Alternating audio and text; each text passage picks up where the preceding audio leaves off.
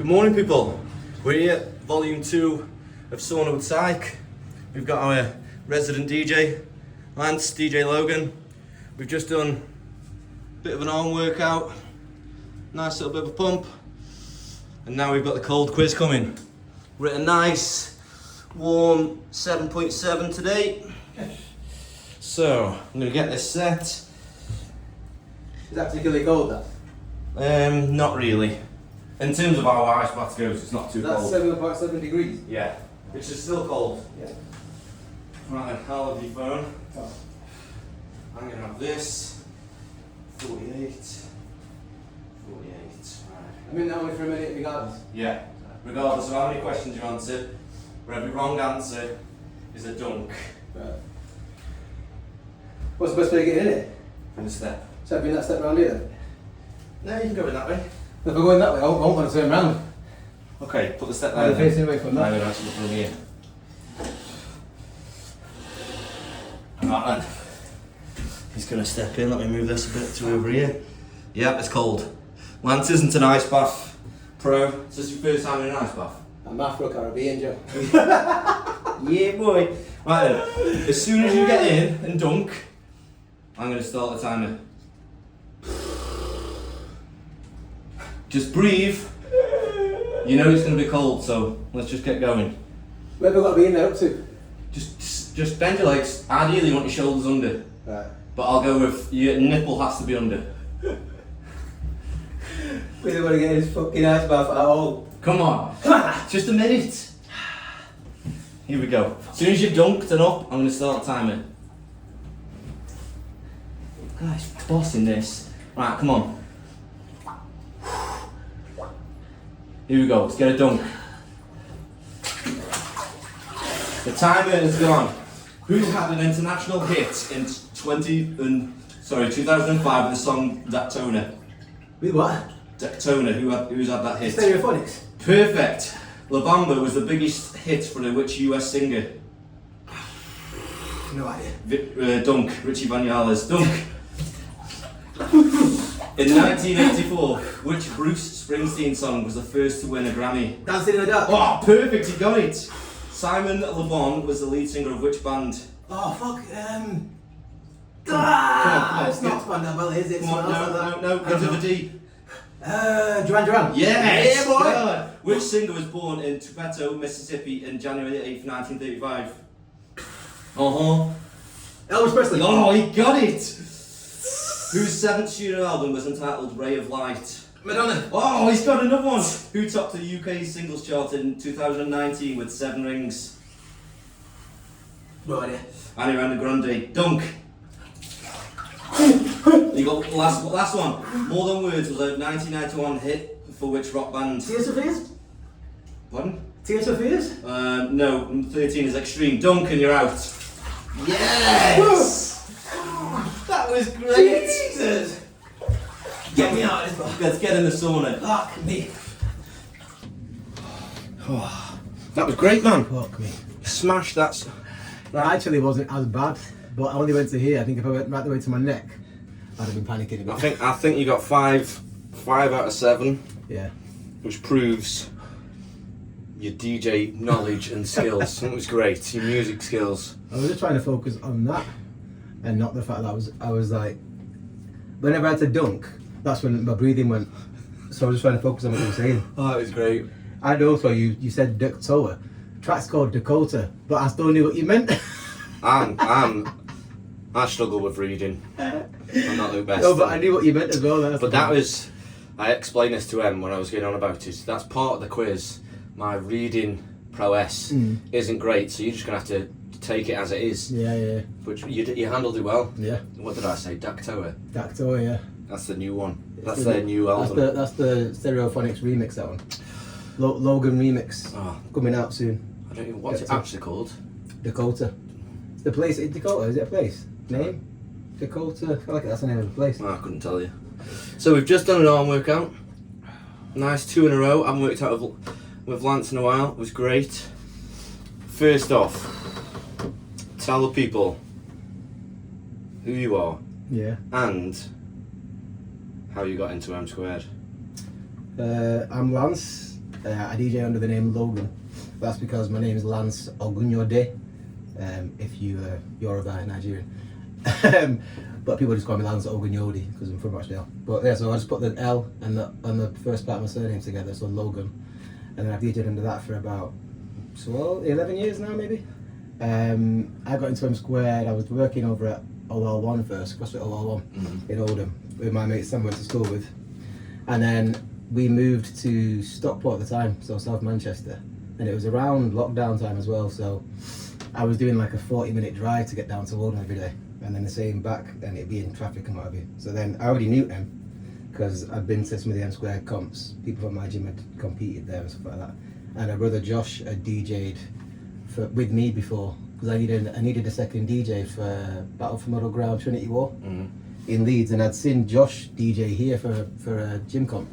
So I asked her for his details, and then that's how me and Josh became mates, because I just said, oh, do you want to come in? I didn't even know him. He just turned up on the day, and it's like, yeah, and then that's it. And then, yeah, so then when I was in Stockport and we were coming out of lockdown, I remembered that she'd put something out about wanting a staff member, and I was just at the time that commute was killing me off. So yeah, I just messaged M, and I think Ash as well, he was working at the time. He still does on a Thursday. And then yeah, I spoke to M, and then I started in lockdown. So when we had to train outside on the mats and stuff, that's when I started. So my first class was coaching snatch on individual mats on the gravel car park out back. And I've been there since, so it's like what, 4 or 5 years now?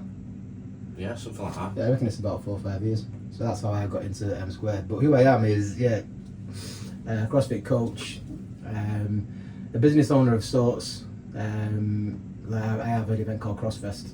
And then the main thing that I do at the minute is DJing for fitness events. People might know me from there. So I do a lot of hybrid fitness events. Some CrossFit events, but less so. It's more hybrid racing events. I think my style of music suits that arena more. So I currently do that. So I DJ for like Apex, High Rocks, Hybrid Games, Hybrid Northwest, loads of different comps.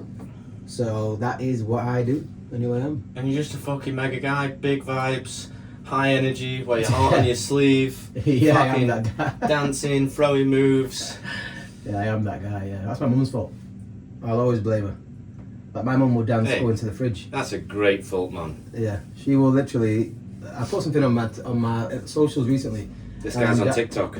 Yeah, yeah. People keep saying grow up, and I'm like, nah. I'm just on TikTok putting stupid videos up. Never grow up. Nah, I think it's a trap. But I put one on recently, and I'm dancing to the tune that the washing machine makes. And it's funny because my mum did that growing up. So, like, if she was going to the fridge to get food, she'd be humming a track, and she'd be opening the fridge and like dancing to it, taking stuff out. She'll just be, there's no music on, there's no one doing anything. My mum's just got a song in her head and she's dancing along to it, and I think I picked it up. So that's who I am now. I've just become my mum randomly. So Chris always says about my little brother, he's always like, yeah, you have just mum. So Mama's boys. This is it. Right, hold this here, we're going for the first question. Going in. Right, these questions go easy to hard. They might go deep, they might not go deep. You know. But I'm just gonna pick one at complete random.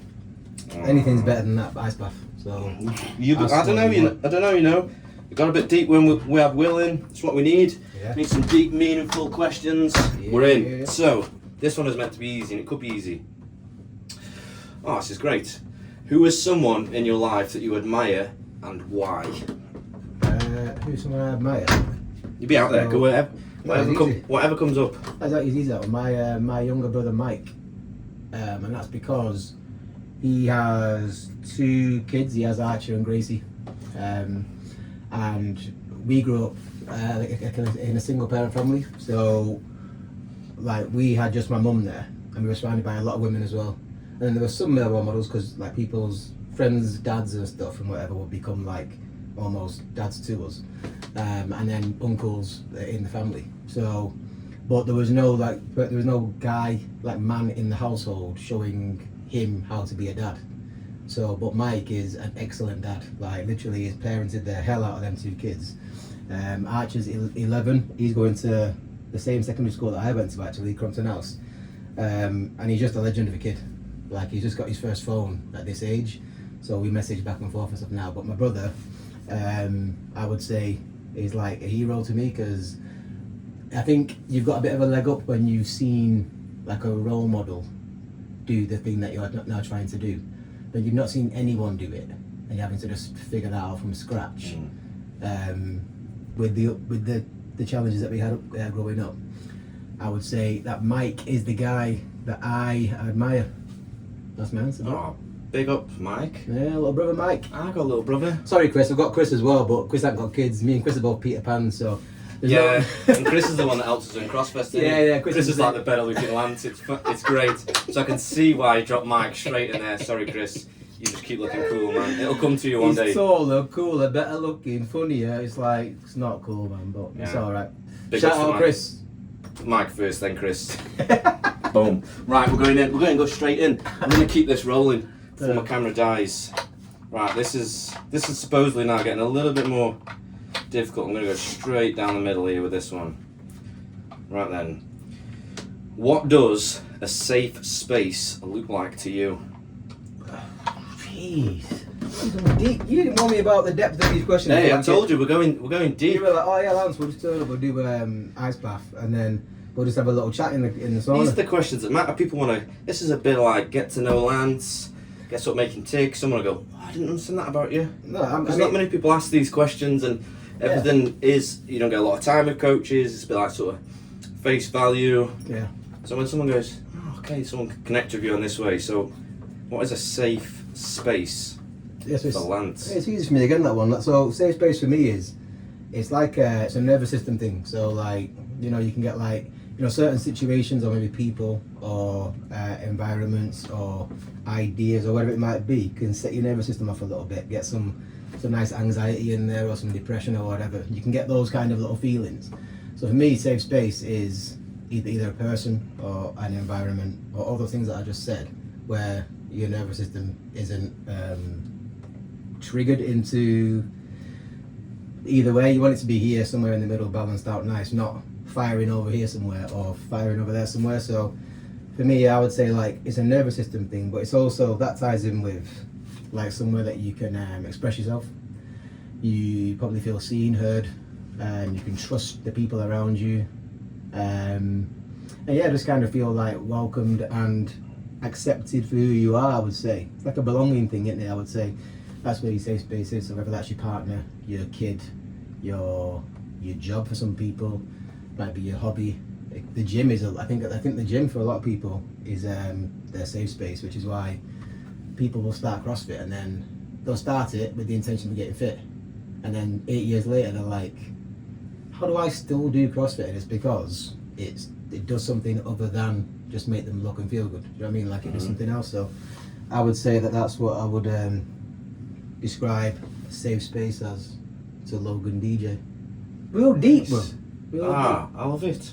And do you feel like within, let's go to the gym for instance, within that safe space, can you still challenge yourself, and can you be challenged to do something that in a different space you might not want to do it, but let's say, could you be challenged to fail in this gym in terms of a safe space and then still feel okay to do it again and try again? Yeah. Because that person may be happy doing that in this gym because it's safe to fail here, but they would struggle to do that in work. So if they feel like they're going to fail in work, that might feel like an unsafe place for them. But being in the gym, being able to do that, because I think a lot of people, like, you got to think people who come to CrossFit, a lot of them, they're like, I remember Steph who comes here, she was saying it, a lot of people who do CrossFit, they're strivers.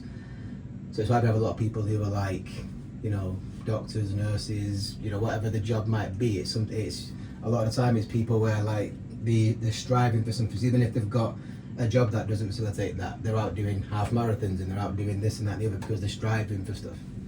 So I think being able to be in here where those kind of people are used to achieving, but then they can come in here and it's okay to fail, because you can put a lot of pressure on yourself. If you're a high achiever, and always have been, there's like an internal pressure that I must continue to achieve because it's part of your personality, identity. But here, it's okay to fail because everyone's in the same boat and everyone's gonna fail at some point. Mm-hmm. Like yesterday, what we were doing, we were lifting yesterday, weren't we? Yeah. And man failed an 80k snatch. I failed 80. Yeah, exactly. Like, but I It's did okay. it. I had your back. Yeah, I had and you. them ripped me and stuff. But it's the same. I didn't even think about it. I was just laughing because it meant that everyone had to do burpees because I missed the snatch. But like a different situation, that might have been difficult to take because you've underachieved. But I really didn't care because the gym is the same space for that. And that's not just the four walls, that's people in it, isn't it? So I think we've created that as a community. So yeah, that's the same. What would you say? What would you define as? Very similar to what you've just said. I would say my safe spaces are more so people and not places.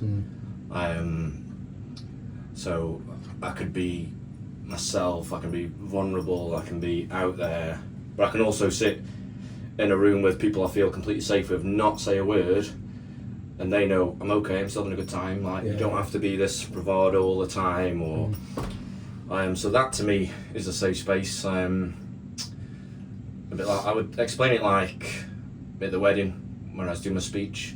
I was able to open and say things that, might say, even my family didn't know. But I was just safe enough because I was around all the people that cared. I cared about them, and it's like, right, I can. It just came out because I didn't need to be asked or prompted because I was just safe enough to say them things. Yeah. So for me, probably more depends on people being my space and feeling safe around them than not. And also a bit like what you just said about the gym and the people. I also feel, not the need, but I really enjoy making other people feel safe. So, for instance, yes, we're having banter and you were missing them snatches, but it was like, yeah, we can have some banter straight away, but then it's like, no, it's okay, go again. Let's just drop the weight, let's do this, let's do X. Let's scale the workout so you can keep going so you can feel safe, regardless if someone next to you is doing a world record snatch or they're doing muscle ups and you're just doing banded pull-ups or ring rows. Like, it's still safe enough to all work together. And that's where, like you were just saying, that's where CrossFit works. Because everyone's together, everyone's on the same level doing it. We're not in pure gym trying to out curl or out bench the guy next to us, or it's just been seeing what weight he's doing and then not even telling him and beating him. So my safe is the people and trying to make other people feel safe around me. I would agree with that because, like I've always said, with CrossFit, I think it's because of my youth work background. Like with CrossFit and I'm coaching, my thing is to give people the best hour of their day. So yeah, I'm here as a CrossFit coach, and I want to show them how to do down, launch, get the bar into the right position. This is how you snatch. Show you want to learn a muscle up. That's not the main focus for me. So people may agree with that, they may not agree with that, but my main thing is make sure everyone's been spoken to at some point in the class. Make sure everyone gets a fist bump at the end of the class. Make sure the music's on point because that creates the atmosphere for me. Have a little bit of banter at the board, have a joke. And just try and create like a fun environment for the class, because that might be the only hour of a person's day where they're not working a job that absolutely devastates their brain and soul and time, sorting their kids out before and after that job, trying to keep a family alive, doing anything that they might need to do for themselves, chores or whatever, and they've got that 1 hour in the day that is you trying to show them how to do cleans. But in my opinion, that shouldn't be the focus of the class. Like the cleans and everything, they will learn that over time anyway. I guess if you asked people, maybe not all, but I think if you asked a lot of people, they'd be more interested in having fun in that hour than, have I put 2 kilograms on my clean? And that's more people who come here really. Other gyms might be different, but I think people here, they value the fun in the class. I could definitely coach more and be more technical and stuff, and I do kind of go more towards are people having a good time in the class. If he still coaches, I'm just going to drop that in. Yeah, I do. Emma, you know how it is. No, I totally agree with you. You know I still coach, but it's just, I'm more concerned about. We actually did have I think we had feedback one time, and one of them was, our comment was like, yeah, Lan's great with the music and everything, but like sometimes I wish it was more, like more coach, less DJ. And I just laughed because I'm like, yeah, I'm fully aware that I'm more bothered about people buzzing off the nostalgia of a beat, and I'm probably not going to change. So, and also, like if you want real good technical coaching, make sure you're in for Gage's sessions because she's a better coach than me. It's just that I've got better music choice. I'm going to agree with that, and we're going to have a little pause before we go on to question number 3, which is the real deep and difficult one. Damn. It's gonna get tough. Right, let's make sure.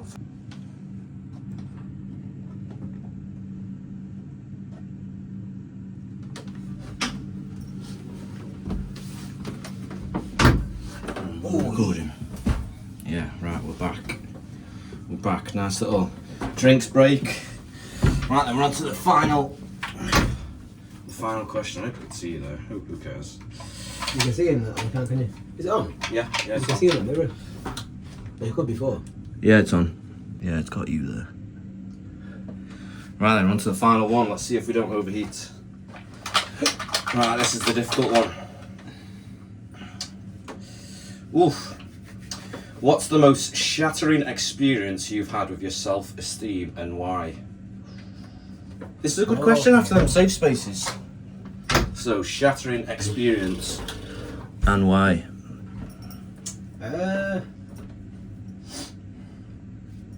Yeah, I'm gonna go safe in a.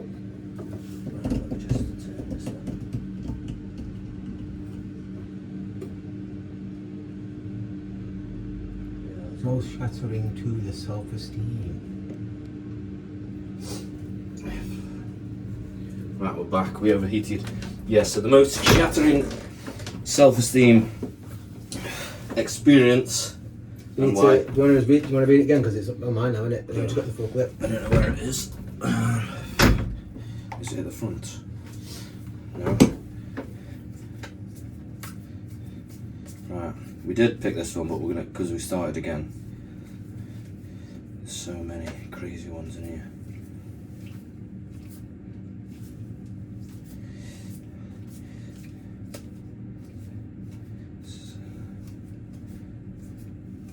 Is it gonna be at the back? Yeah.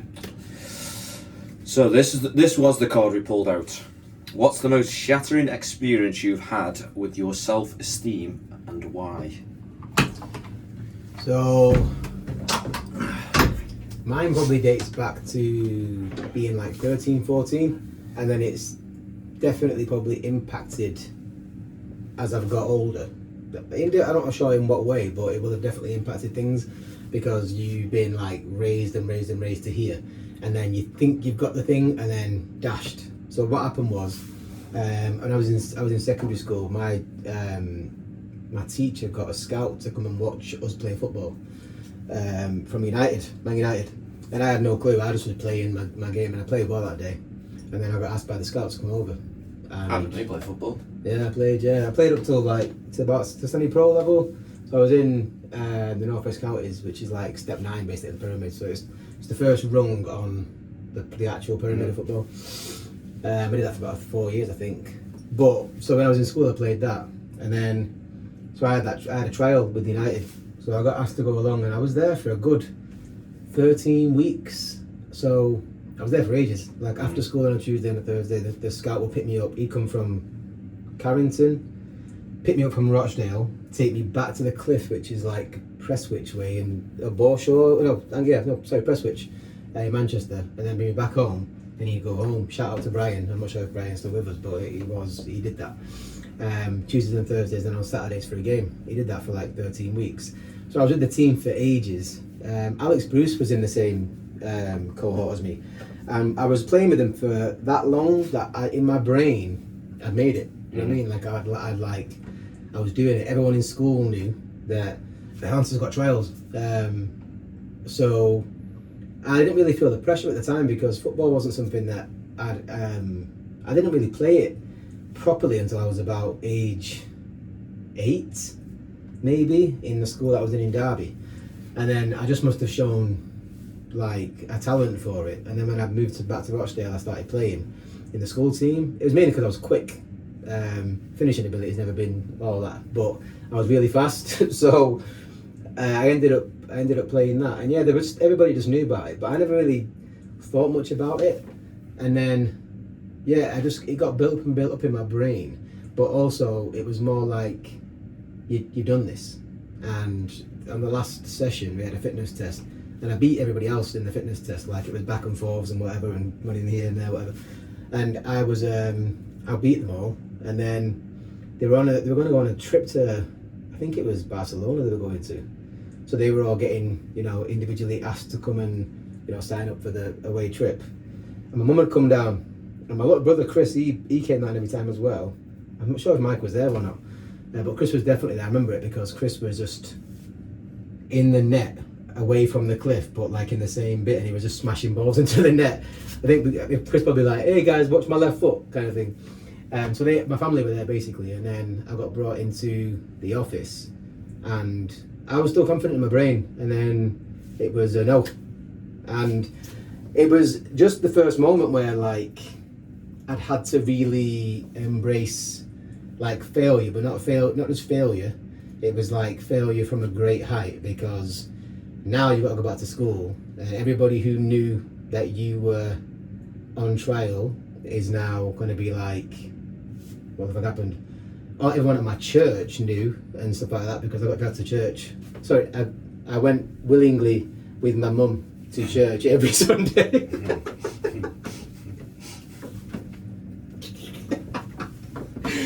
So, but I had to stop playing. I had to stop going to church because of playing footy. So at the church, they all knew that I was like sacrificing that to go and to play for the football thing.